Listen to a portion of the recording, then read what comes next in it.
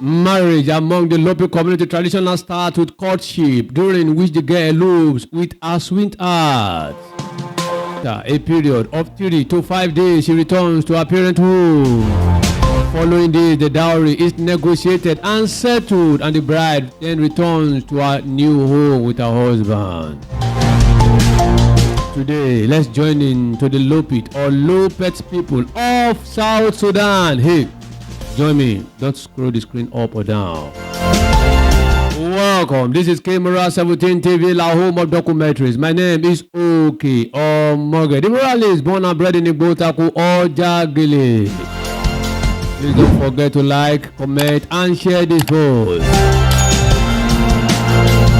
On the Lopit People location, the Lopit People inhabit the mountainous region of eastern Equatoria, particularly in the Lopa Mountains, South Sudan.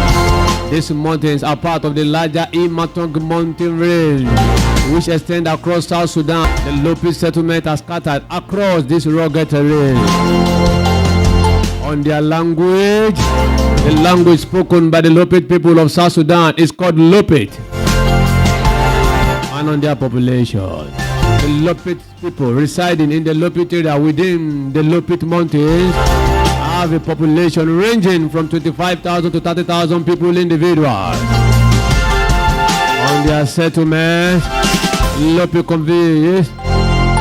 consists of 55 to 57 villages. Hemejek serving as the administrative center of Lopa County, situated within the Lopit region. Lopit settlements are typically small villages or hamlets scattered throughout the mountainous landscape. The villages are often located near fertile land suitable for agriculture, as farming is a primary means of livelihood for the Lopit people. Traditional housing in these villages consists of huts made from local materials such as mud, thatch, and wood. On their occupation, the Lopit inhabit a mountainous region and engage in agro-pastoralism, employing traditional farming methods and raising livestock. Their primary crops include sorghum, borage, millet, pumpkin, groundnut, simsim, and okra. They also gather forest resources such as honey and shea nuts, from which they extract oil. Similar to neighboring communities, the Lopit partake in extensive hunting activities. Traditional birth and initiation practices among the Lopit people of South Sudan. After the birth of a child, both the mother and the newborn undergo a period of seclusion lasting 7 to 8 days, depending on the child's gender. This seclusion concludes with a naming ceremony, during which elderly women visit the homestay to perform rituals specific to the child's gender. Following this ceremony, the mother is allowed to resume her normal activities, including visits to the river. When the child reaches the age of 14 or 15, the second phase of initiation, marking the transition to adulthood, occurs, known as Dore Owang for boys and hodwo for girls. This church ceremony involves a 7-day period of seclusion, during which the village spiritual leader oversees their care. Throughout this time, they are provided with food and water served in new calabashes and pots. Emerging from this period, girls are prepared for marriage, while boys are initiated into ruling a system known as Moyomiji. Lopit marriage customs, a joining from courtship to dowry negotiation. Marriage among the Lopit community traditional starts with courtship, during which the girl elopes with her sweetheart. After a period of 3 to 5 days, she returns to her parent home. Following this, the dowry is negotiated and settled, and the bride returns to her new home with her husband. The role and seclusion of Moyomiji, guidance of tradition and governance in Lopit village. The Moyomiji serve as the authoritative figures and representative within each village, holding significant power and influence. They are responsible for making crucial decisions regarding matters such as warfare, celebration, agricultural practices, and initiation rites. While they command respect and obedience, they are also obligated to serve the community and honor the previous generation of Moyomiji. In cases where they make poor decisions or fail to adhere to established norms, the older generation of Moyomiji may be suspended. A notable ceremony marks the transition of power when the new generation of Moyomiji assumes leadership from the preceding ruling except the transfer occurs periodically, typically every 12 to 22 years, depending on the locality.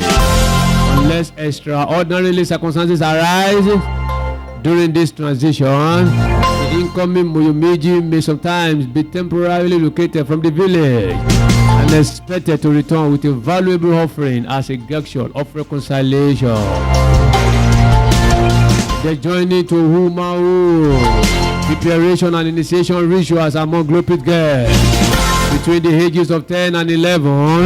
The youngest embark on preparation for their initiation into girlhood. They form small groups ranging from 3 to 10 or 15 pairs and seek permission from older women to share sleeping quarters in their home. During this period, known as hodwo, the girls acquire practical skills and knowledge of their future responsibilities.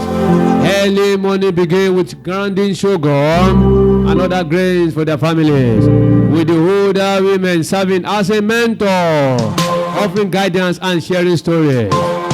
Formal initiation into hodwo typically occurs around the age of 14. An individual girl may be chosen by the Moyomiji for initiation, or an entire group may undergo initiation simultaneously with the induction of the new ruling except.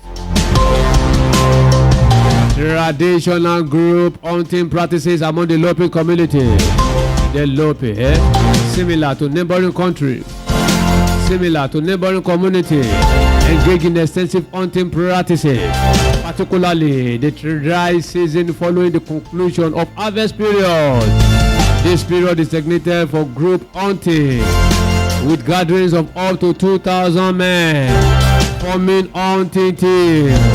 Collaborating villages join forces to hunt within the territory of their village, initiating the hunt, which is announced for 4 weeks in advance. The hunting parties divide into 2 groups and proceed in separate directions, later reuniting to cover a wide area. The first animal taken in the hunt is presented to the local leader. During the distribution of meat, priority is given to the elderly.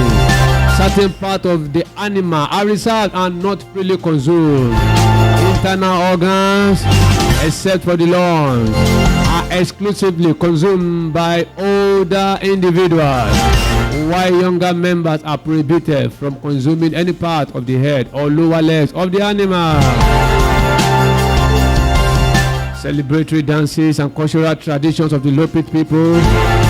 Lopit culture is primarily transmitted orally through songs, poems, and music, which serve as medium for expressing various emotions such as love and hate.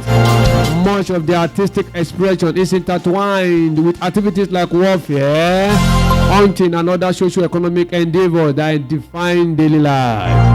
Drum plays a crucial role in their dances, which occupies a range of ceremonial occasions, like the Bura dance, a 24-hour dance to honor the passing of an individual, typically initiated by women.